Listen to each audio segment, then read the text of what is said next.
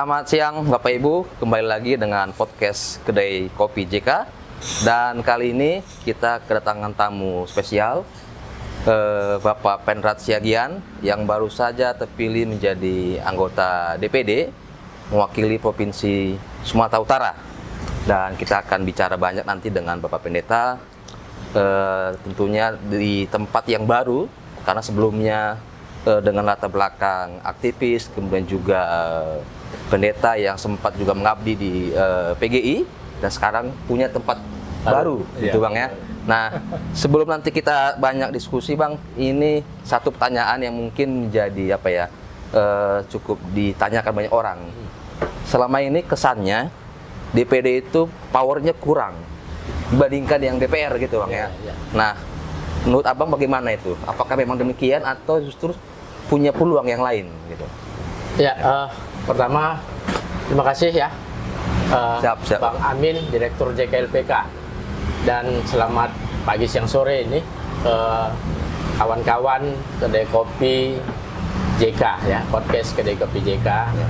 Ya, jadi Bang Amin, memang pertama memang kita harus lihat ya latar belakang beradanya atau dibentuknya institusi yang disebut dengan DPD ini. Dewan Perwakilan Daerah itu kan sebagai mandat dari reformasi. Betul. Sebelum reformasi di era Orde Baru misalnya, kekuasaan itu sangat sentral ya, sentralistik, di mana semuanya di Jakarta. Betul. Gitu ya. Daerah-daerah kemudian tidak memiliki wewenang, tidak memiliki hak dan lain-lain dalam tata kelola berbangsa dan bernegara, termasuk sampai ke sumber daya alam. Nah, di reformasi kan salah satu yang menjadi tuntutan pada masa itu, karena kita aktivis reformasi ya, pada tahun 96-97-98, salah satu kan supaya rejim sentralisasi ini dibubarkan, kemudian masuk ke fase secara politik kita, politik demokrasi masuk ke fase desentralisasi. Nah, dari situlah dengan tujuan supaya daerah memiliki kontribusi, memiliki wewenang untuk mengelola dalam tata kelola bangsa dan negara, dengan segala sumber daya yang ada di dalamnya. Nah, dari situlah latar belakang berdirinya DPD. Jadi secara konstitusi memang walaupun tahun 45-an, tahun 55 pernah kita menganut bikameral ya.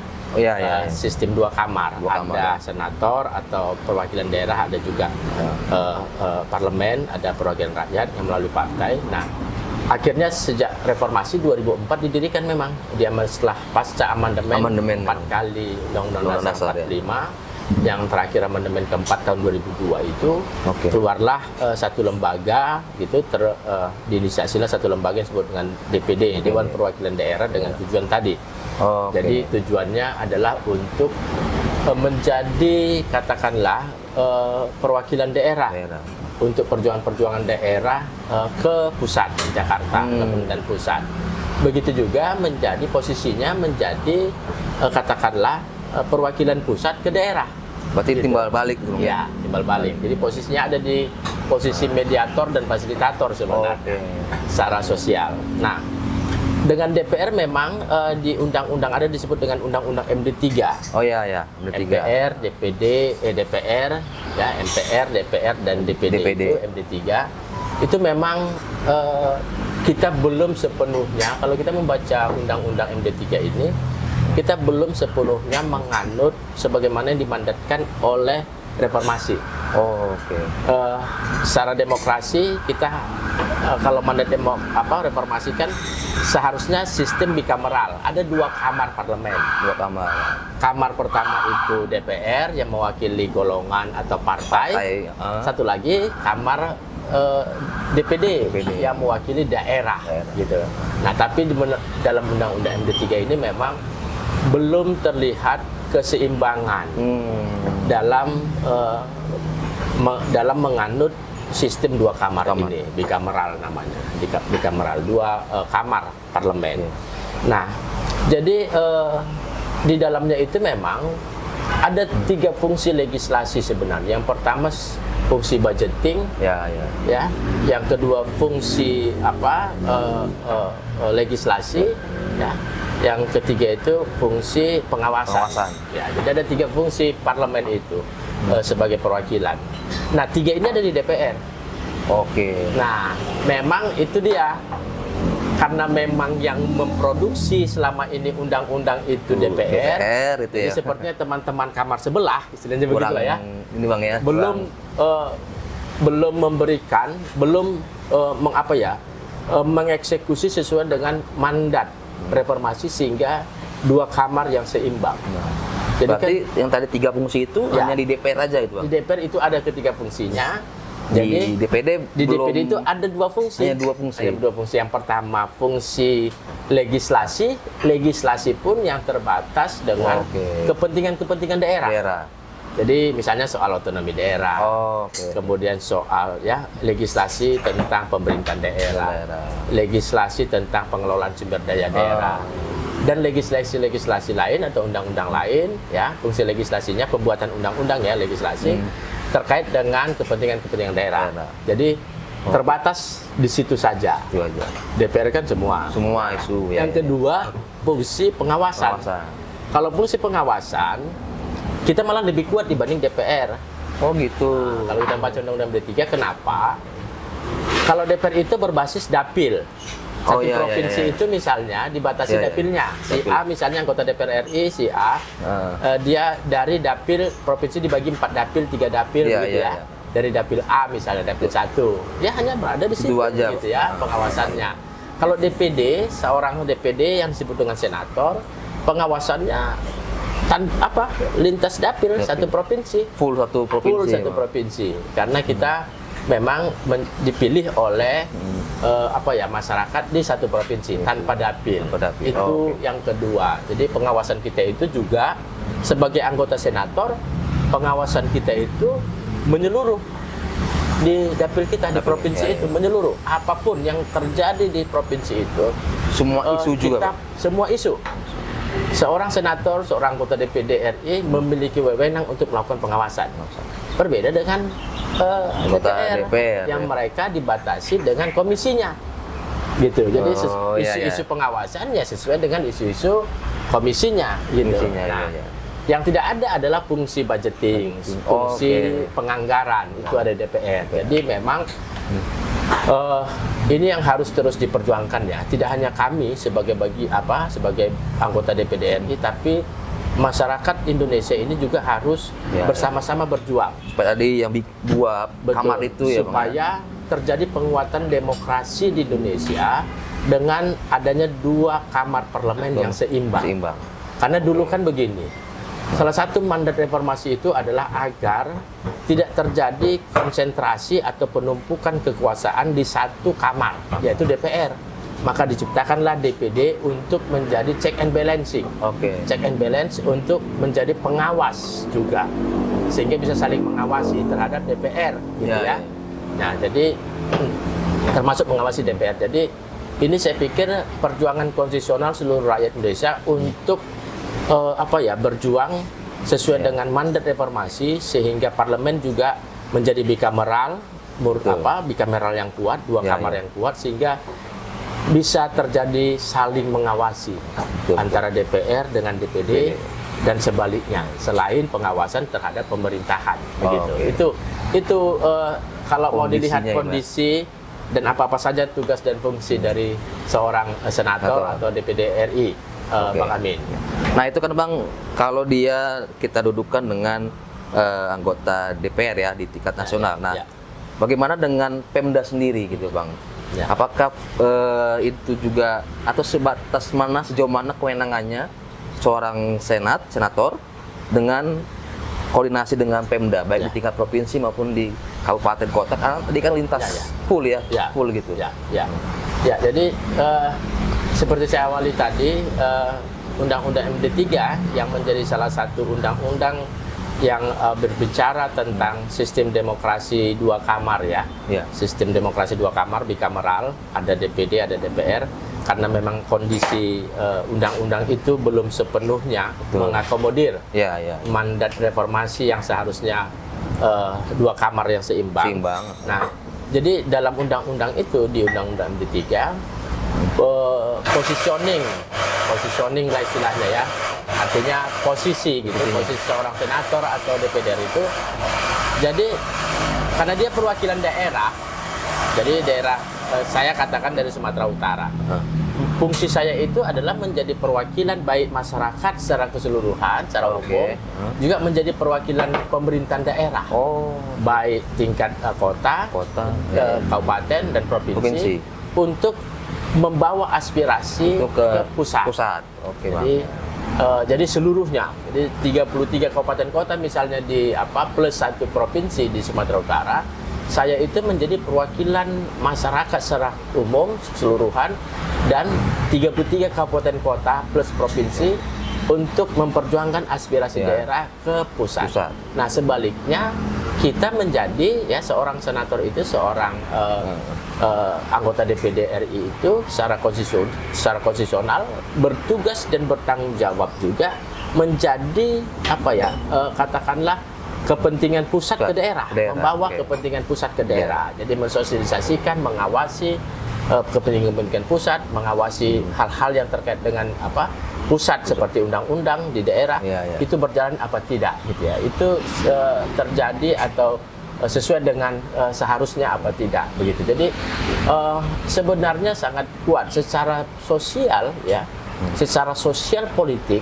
Positioning seorang anggota DPD, positioning seorang senator itu sebenarnya sangat kuat karena dia berada di tengah-tengah untuk menjadi perwakilan kedua belah pihak, baik pemerintah pusat maupun pemerintahan daerah dan masyarakat di daerah itu, gitu. Jadi sangat kuat di misalnya di situasi tertentu kita bisa mengawasi seluruh pemerintahan daerah itu berjalan dengan baik tidak.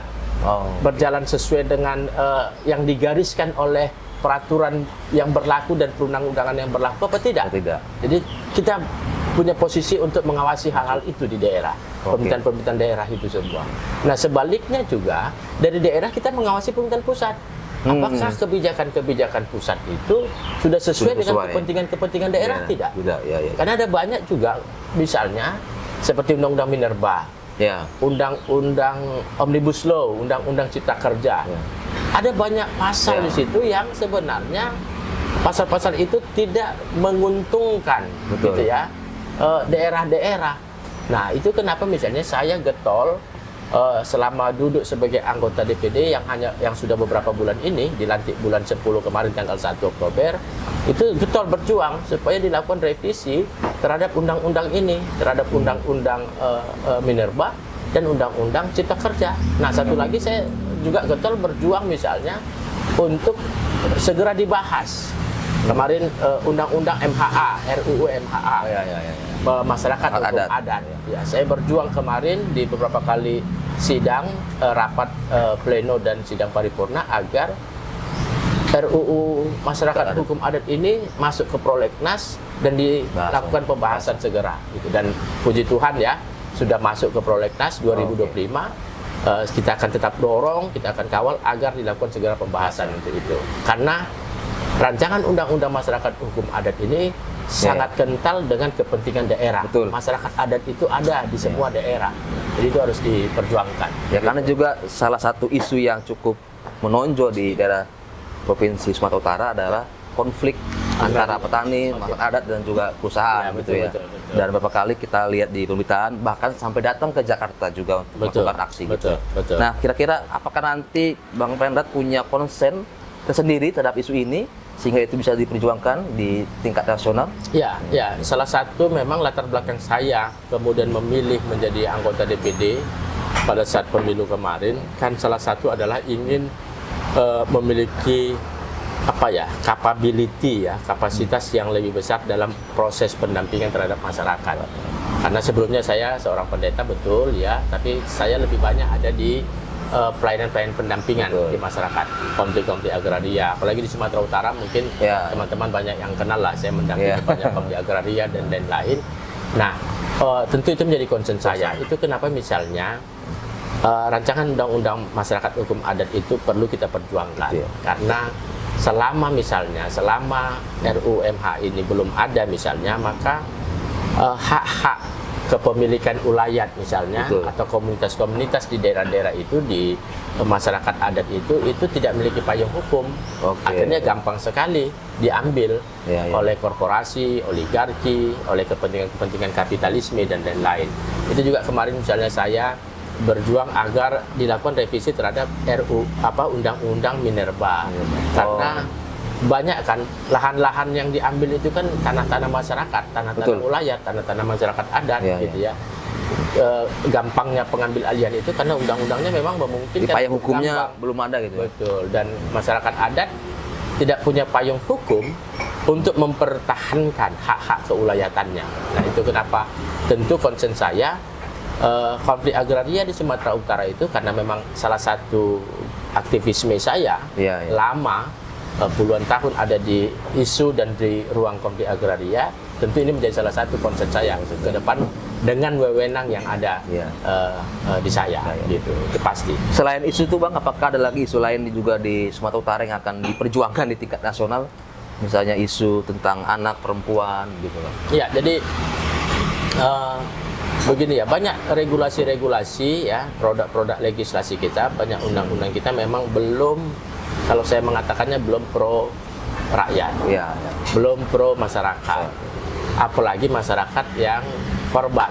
Jadi itu kenapa semakin lama semakin gampang ya terjadi kriminalisasi terhadap masyarakat di segala ruang, baik anak, baik disabilitas gitu ya, dan kelompok-kelompok rentan lainnya, perempuan gitu ya. Jadi memang ini penting diperhatikan. Misalnya harus ada perda-perda tertentu, dan ini harus jadi perhatian kita ya. Ada perda-perda peraturan daerah di daerah-daerah di seluruh provinsi di Indonesia, khususnya di Sumatera Utara, yang memang menjamin dan apa ya, perda-perda peraturan daerah baik tingkat provinsi, kabupaten, kota, yang orientasinya melakukan penjaminan dan perlindungan terhadap kelompok-kelompok rentan ini. Sehingga sebab apa? Secara konstitusional, kelompok-kelompok rentan ini adalah warga negara. Betul. Mereka memiliki hak kewargaan yang sama. Memiliki hak kewargaan yang sama dengan siapapun. Betul. Tanpa pandang tanpa pandang latar belakang, tanpa pandang status ekonomi, dia pejabat tidak pejabat gitu, dia politisi tidak politisi, apapun latar belakangnya, agama, suku dan lain-lain. Jadi perlu, karena mereka juga adalah bagian yang sah dari warga negara Republik ini, maka mereka memiliki hak kewargaan yang sama. Nah, peraturan-peraturan daerah, kebijakan-kebijakan baik dari tingkat pusat sampai ke daerah, provinsi dan kabupaten kota, itu masih banyak yang belum memperlihatkan kepeduliannya terhadap kelompok-kelompok rentan ini. Tidak ada kebijakannya, tidak ada peraturan daerahnya, gitu. Jadi ini tentu harus didorong sehingga kebijakan-kebijakan itu muncul, ya. Kemudian terlihat juga kebijakan itu memang pro terhadap kelompok-kelompok rentan. Misalnya seperti kelompok penyandang disabilitas itu Bang ya, karena belum semua daerah punya perdanya gitu ya. Betul. Nah, itu mungkin nanti bisa juga didorong gitu Bang ya. Betul. Jadi perda, misalnya perda perlindungan terhadap kelompok disabilitas memang harus ada. Sehingga teman-teman disabilitas memiliki hak yang sama sebagai warga negara, hak kewargaan namanya. Untuk bekerja, untuk mendapatkan jaminan-jaminan lain dari negara ini. Itu harus, karena itu harus diproteksi ya, itu harus dimunculkan, karena memang tidak ada yang berbeda, tidak boleh ada pembedaan di depan hukum, di depan kebijakan di negeri ini. Gitu. Nah, kemudian Bang, ini bagaimana, ini kan pastinya setiap provinsi kan 4 orang gitu ya. Lintas kabupaten kota, lintas isu gitu ya. Tentunya kan kita tidak hanya bisa mengandalkan Abang sendiri ya, tentunya ada pelibatan masyarakat. Ini bagaimana? Apakah punya strategi khusus supaya nanti masyarakat bisa terlibat langsung? Dan juga dari Abang bisa langsung ke daerah seperti apa gitu? Jadi yang pertama, setiap provinsi itu ada 4. Masing-masing anggota DPD dari provinsinya masing-masing ini memiliki visi masing-masing gitu ya. Jadi mungkin silahkan semuanya masing-masing turun ke basisnya masing-masing sesuai dengan perjuangan-perjuangannya masing-masing. Tapi yang jelas, saya misalnya Mungkin kalau masyarakat Sumatera Utara masih masih mengingat karena belum lama ya. Hashtag saya kemarin untuk berjuang menjadi anggota DPD RI ini kan, yang pertama saya mau perjuangan ini sebagai gerakan bersama. Oke. Ini bukan gerakan Penrat Siagian gitu ya, tapi ini menjadi gerakan bersama. Jadi dalam artian visi-visi yang mau kita capai ini menjadi sebuah perjuangan bersama, karena itu harus bergerak bersama. Itu kenapa misalnya saya bersama teman-teman yang ada di Sumatera Utara misalnya, kita membuat rumah pengabdian. Jadi saya berharap rumah pengabdian ini yang akan kita dirikan di berbagai kabupaten di Sumatera Utara ini menjadi pusat kegiatan dan pusat gerakan bersama. Jadi gerakan bersama masyarakat. Gerakan menjadi gerakan rakyat. Karena saya orang gerakan kali ya, jadi orientasinya begitu. Rumah pengabdian ini menjadi rumah gerakan bersama, gitu. Gerakan bergerak dalam rangka apa? Dalam rangka perjuangan-perjuangan yang kita mau perjuangkan bersama, kepentingan bersama, gitu. Jadi ini di mana Bang? Itu akan ada di hampir semua kabupaten di Sumatera Utara, gitu. Itu akan kita buat di hampir semua Sumatera Utara. Saya berharap melalui podcast Kedai JK ini, teman-teman Sumatera Utara pasca ini bisa berkomunikasi dengan kita. Gitu. Ayo kita hidupi bersama gerakan ini. Karena namanya gerakan, kalau kami saja bergerak, gerakan namanya. Tapi menjadi gerakan karena perjuangannya perjuangan bersama, gitu ya. Itu yang pertama. Jadi memang, dan beruntungnya anggota DPD RI ini tidak punya batasan untuk bersama bergerak dengan masyarakat. Kalau partai kan punya kalau orang DPR RI punya partai. Gitu.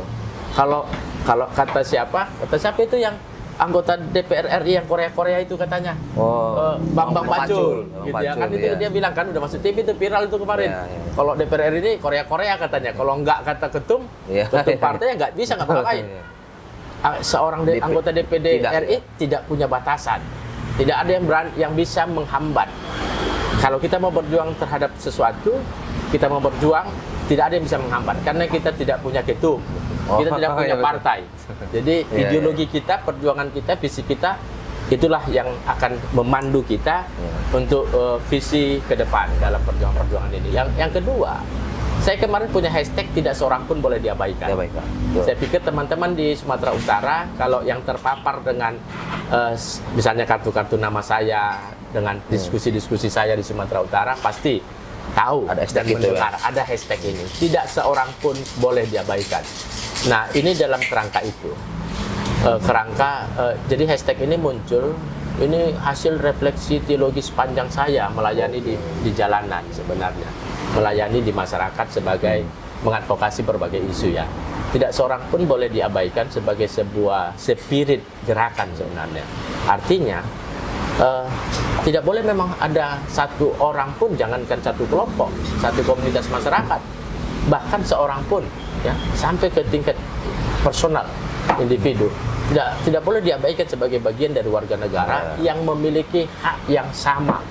Memiliki hak konstitusional untuk jaminan kehidupannya untuk lebih baik, untuk lebih sejahtera dan lebih maju.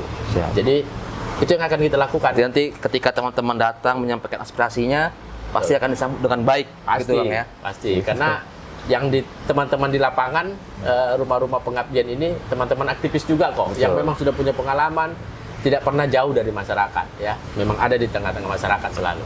Teman-teman aktivis kita kemarin kita kumpul kembali di Sumatera Utara. Ayo kita bangun gerakan ini, gerakan rumah pengabdian sebagai gerakan perjuangan bersama.